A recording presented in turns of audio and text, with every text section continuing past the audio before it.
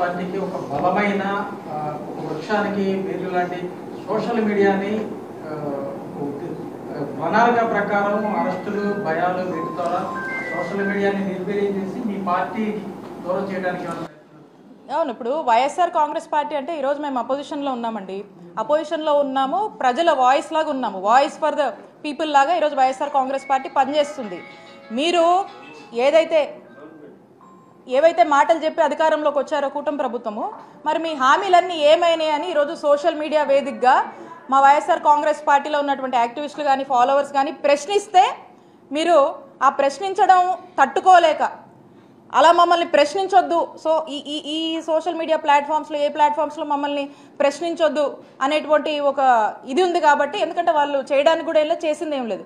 So ప్రశ్నించొద్దు అనేటువంటి ఉద్దేశంలో రాష్ట్ర వ్యాప్తంగా కూడా ఒక డ్రైవ్ మాదిరిగా సోషల్ మీడియా వాళ్ళందరినీ కూడా ఏ విధంగా ఇబ్బంది పెడుతున్నారు, ఎక్కడ లేనివి ఎప్పుడూ వినలేనటువంటి సెక్షన్ల గురించి కొత్త కొత్త వాటి గురించి మాట్లాడుతూ మరి ఏ విధంగా జైల్లోకి పంపిస్తున్నారు సోషల్ మీడియా కేసుల్లో.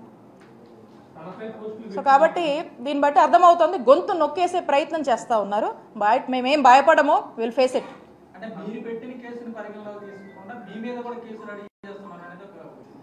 చూస్తున్నారు కదా, నేను గతంలో కూడా చెప్పాను, ఎలా ఉందంటే బయాజ్డ్గా వెళ్తున్నారు.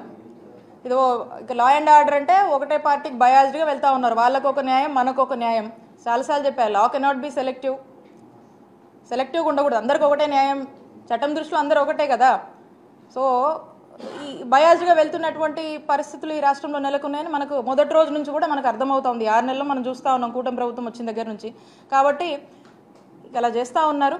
ఏదేమైనప్పటికీ ఏం చేసినా కూడా వైఎస్ఆర్ కాంగ్రెస్ పార్టీ గట్టిగానే ప్రొటెస్ట్ చేస్తూ ఉంటుంది, ప్రజల పక్షాన్ని నిలబడి పోరాడుతూనే ఉంటుంది, ప్రజల కోసం పోరాడుతూ ఉంటుంది.